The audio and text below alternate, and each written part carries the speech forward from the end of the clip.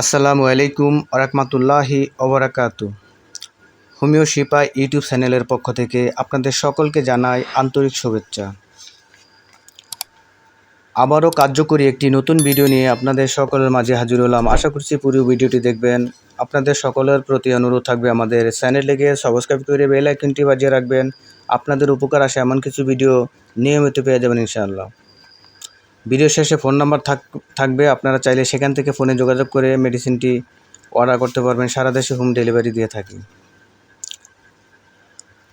আজকে যে বিষয় নিয়ে আলোচনা করব সেটি হচ্ছে আঁচলের জম।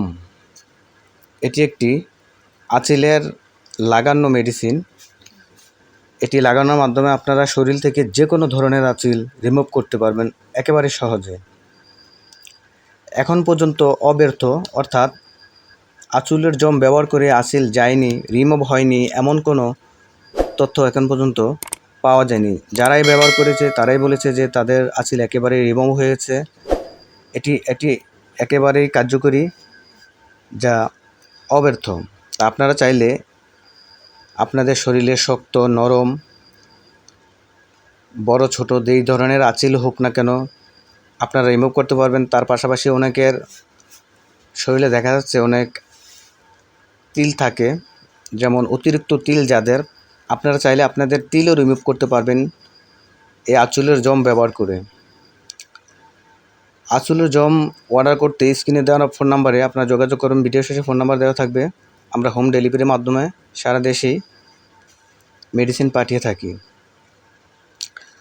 আঁচলের জম এটি একটি অব্যর্থ আঁচলের লাগানোর ওষুধ। এই শুধু আঁচলের জম আপনারা বাহিক প্রয়োগ করবেন, ব্যবহার করতে পারবেন। এটি শুধু লাগানোর জন্য, এটি কখনোই খাওয়া যাবে না, খাওয়া একেবারে নিষেধ। শিশুদের নাগালের বাহিরে রাখবেন, অর্থাৎ শিশুদের আশেপাশেও এই মেডিসিনটি রাখা যাবে না, কারণ শিশুরা অনেক সময় মেডিসিন ওরা বুঝে না, খেয়ে ফেলে, অনেক সময় এগুলো দিয়ে খেলনা করে, তা আপনাদের শিশুদের ক্ষতি হতে পারে। শিশুদের নাগালের বাইরে রাখবেন।